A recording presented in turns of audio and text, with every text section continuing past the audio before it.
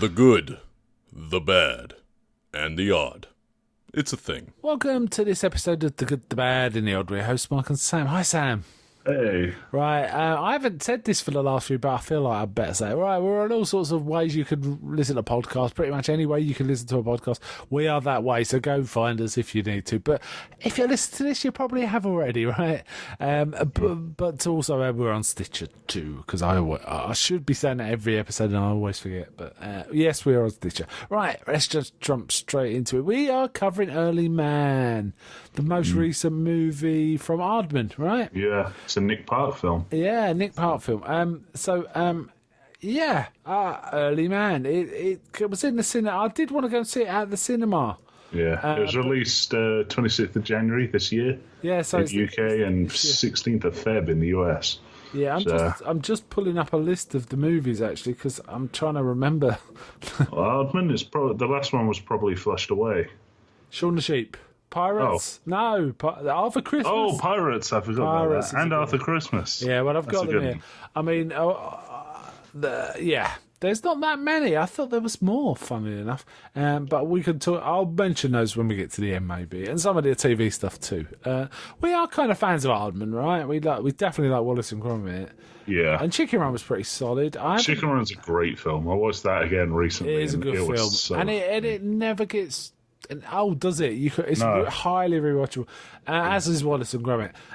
Flushed Away I've not seen, but I have seen Arthur Christmas, and I quite like that. And Pirates, I really like Pirates. That was good as well. But I haven't seen Shaun the Sheep, the Shaun the Sheep movie. But, you know, there's all the creature comfort stuff too, so pretty good. Anyway. Early Man. So it came out this year. Basically, it's weird that we didn't do this deliberately. We watched this. We talked about this while the World Cup's on because it's about a football match, and it's essentially the cavemen of England. It seems like sort of, and it's the cavemen are England, and the opponents are everyone else. And they were going on about how even though they invented the game, they're rubbish. And so, you know, everyone else is better than them. So they've got like a French. The villains are led by a French guy, and their team captain's like his name's Jurgen. Yeah, so some sort of Scandinavian name there.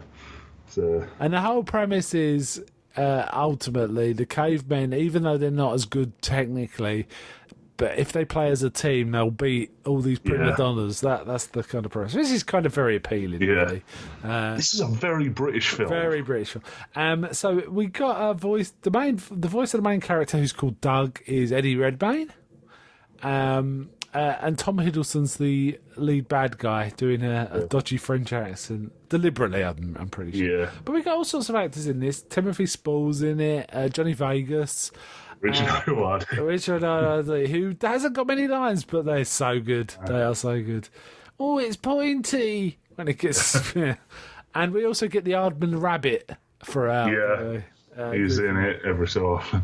Yeah, I'll do like the fact that Johnny Vegas' character is called Asbo. Asbo means something in Britain. The antisocial behaviour order. It's like it's basically a tag if you perform some sort of criminal misdemeanor but not enough for jail time. Yeah, you're an Asbo, right? Well, no, it's like a legal thing. Yeah, no, but we call people like that are called Asbos as well. Yeah. Doug. They had rabbits, but a rabbit doesn't go very far among all of them. But they seem really happy whenever they actually try and get one. Doug actually suggests hunting woolly mammoths, doesn't he, as a way of getting a lot more food. And I thought that was going to be a plot point, and it never really was it? No. And basically, there's quite a lot of sight gags. There's a lot of, language gags. British slang gags. Lots of jokes about caveman and football. Lots of puns about football and cavemen. For example, eat your primordial soup, stuff like that. So there's kind of it's kind of fun. Did you catch right at the very start? They had a a pair of dinosaurs recreating the fight from 1 million years BC. That was awesome. Like, Just it was that. exactly the same motions, sort of thing. Yeah, and then they both looked up at the asteroid coming towards them, right? And Yeah. kind of hugged each other, right? Yeah. Yeah. So, Those in production, those actually have nicknames. yeah. They're called Ray and Harry. Nice. Just need one called Housen, right? Yeah. So yeah, we get quite a lot of British. I don't know if I presume this got across the pond. Yeah. It got a release in America. Yeah. Interesting note here. It says it's got an 81% on Rotten Tomatoes, which is Nick Park's lowest rated film, which kind of gives you an idea of the quality of Aardman Productions, Yeah. really. It didn't do well at the box office, which is a shame. Yeah, I'm not sure much to say about this, to be honest. I mean, the animation is typical Aardman. There was bits in it where I thought, yeah, there's definitely some CGI. That's a CGI recreation of stop motion. It looked like to me, but it seemed like stop motion mostly. Yeah. And it was kind of fun. So they're off hunting these rabbits, and they're pretty terrible at it. But Doug somehow accidentally gets taken back to the city, doesn't he? Yeah, he gets taken back to the villains' city because they attack with their elephants. So Armored elephants as well. Yeah. They all live in this little valley, which is a tiny little dot of green in this barren wasteland. yeah, they call it like the Badlands or something. Yeah, and they live there. At first, I thought they're just not even aware they're in a one place. They think that's Earth, right? But they are aware of the Badlands. Yeah. In fact, they get basically the ghouls or whatever they are attack, and they all run away. They just run away, right? And Yeah. so we'll be safe from the Badlands. Because they've got elephant bulldoze. Like, literally, it has a bulldozer scoop at the front of one of them. Massive mammoths, which just kind of chase them out, and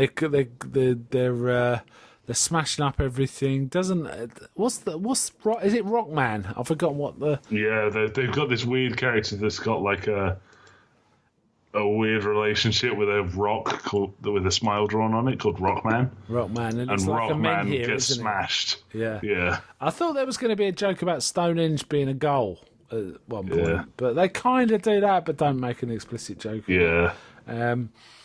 So we get, as I say, the main character is Eddie Redmayne, who's doing a voice. I wouldn't recognise that was Eddie Redmayne. It didn't sound like him, and various other sort of. I did like Rob Brydon as as both the football It was commentators. Arthur Weasley was the guy who was friends with The Rock. Yes, it's the act. Mark Williams. Mark Williams. And Miriam Margolyes is the Queen as well. Yeah, the Queen of the Bronze Age. Yeah, Right. I did like the pig as well, Hognob, who thought he was a wolf or something. Yeah, he thought he was a dog. He kept howling and stuff like Yeah. that. They all run into the Badlands. Doug accidentally gets taken back to this city of bronze, and they go, I'm so glad the Stone Age is over. You know, the Bronze Age is where we're at. And it appears the boss, what's his name? Nuth. Nuth.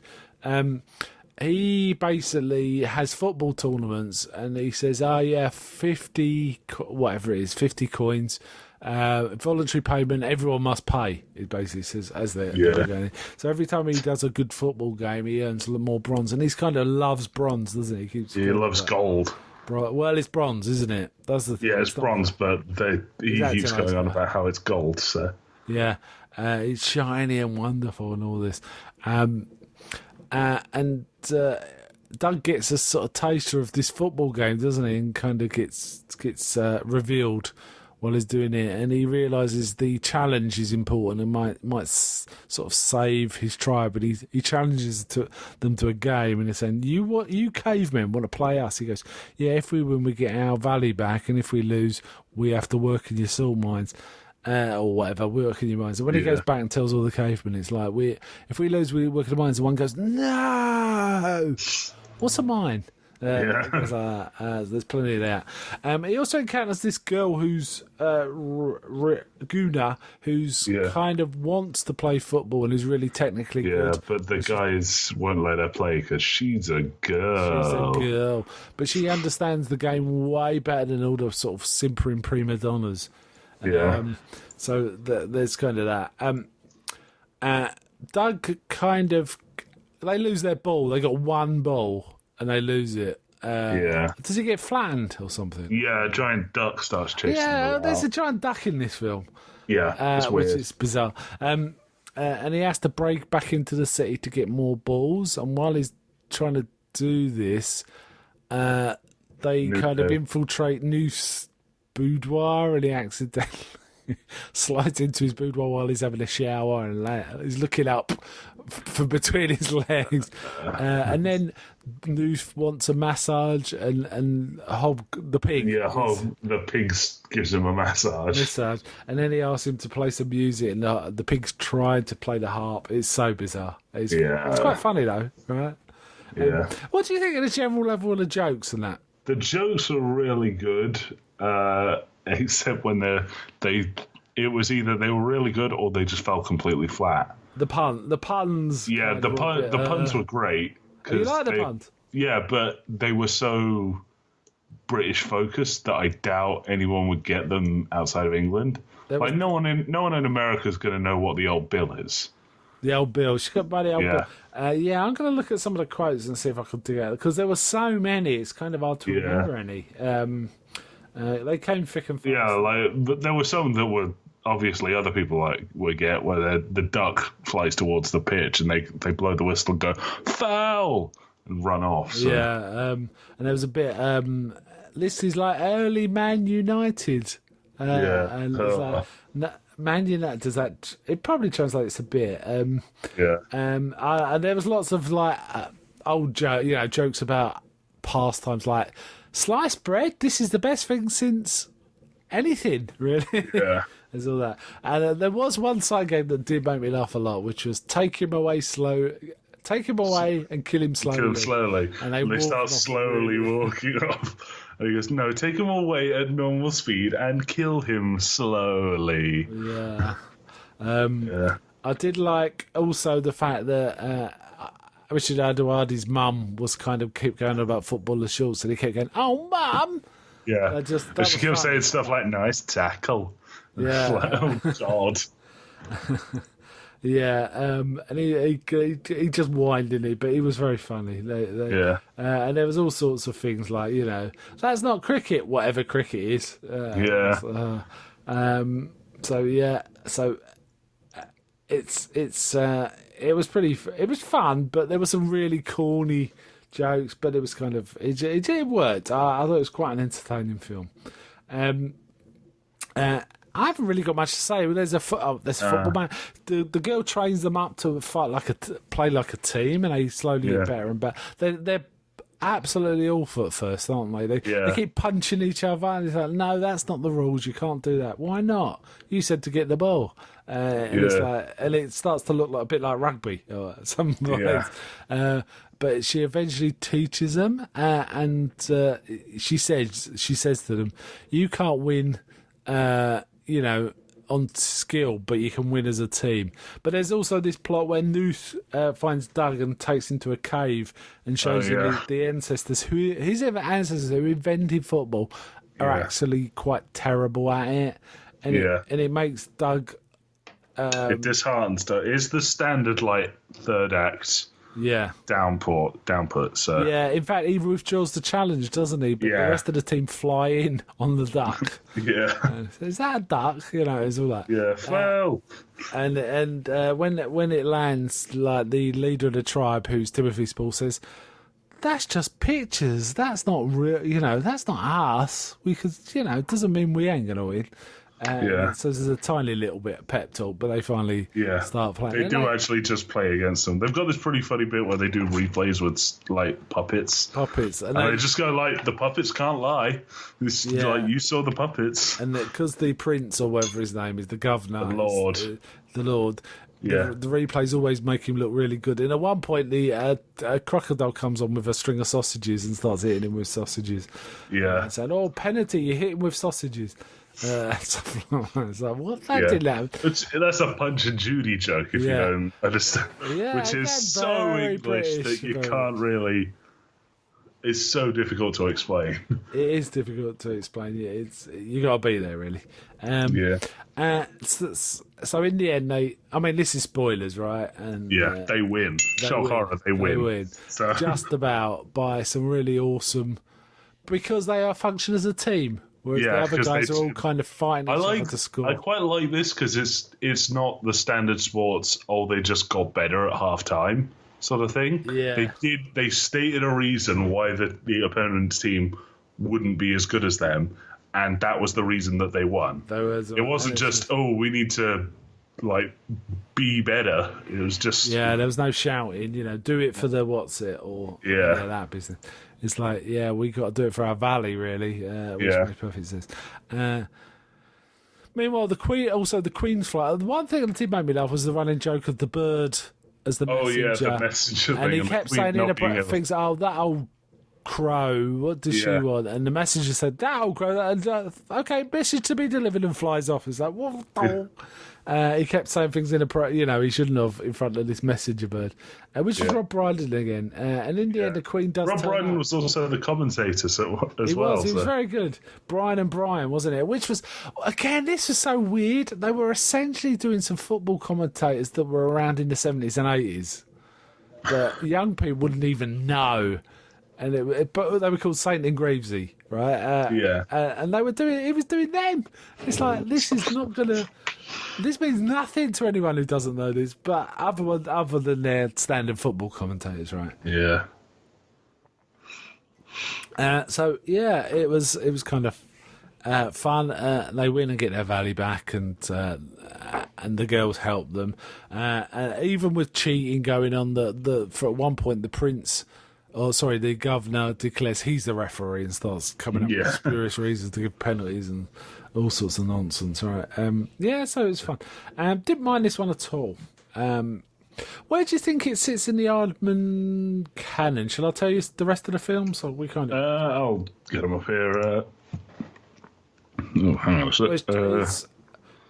Chicken Run was. I'd say it's pretty high. I'd say Chicken Run's probably their best.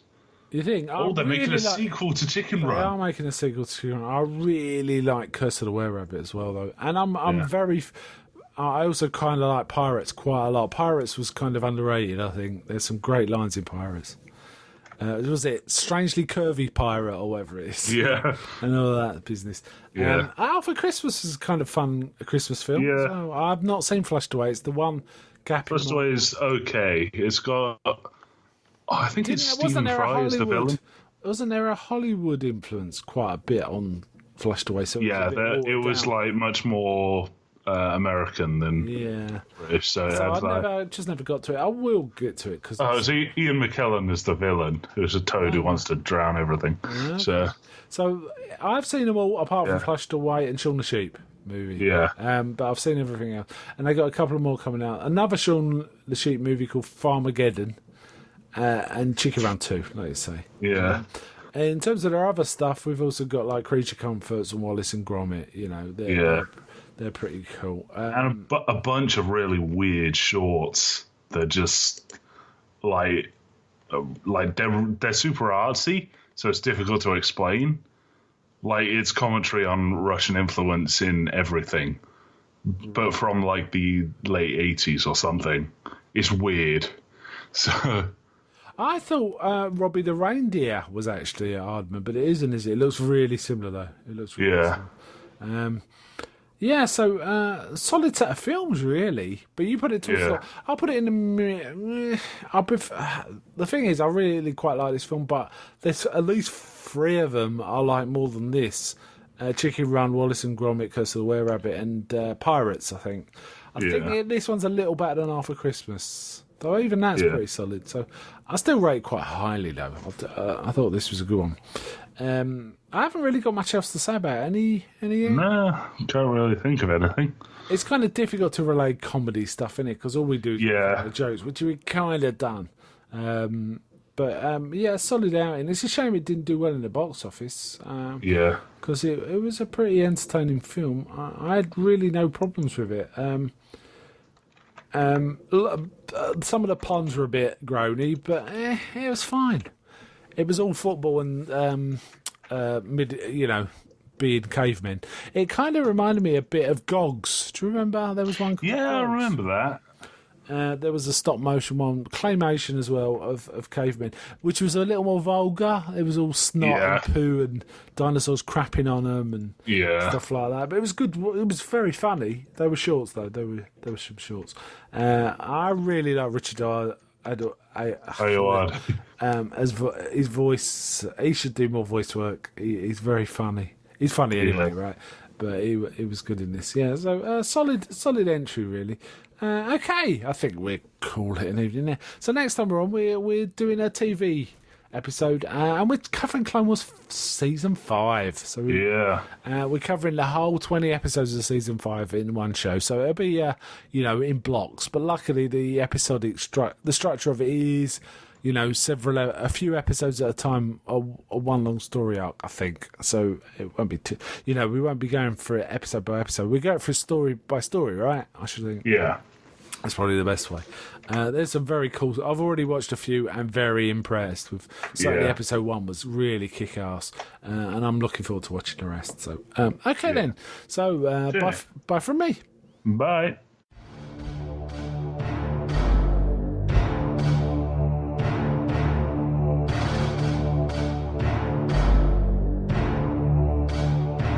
We like to hear from our listeners at The Good, The Bad and The Odd, so if you have had any thoughts on this week's topic or anything else movie or TV related, drop us a line at info@thegoodthebadandtheodd.com. Written or MP3 attached, we like both. We're available on Stitcher, iTunes, and as an RSS feed. Just go to www.thegoodthebadandtheodd.com for links to these.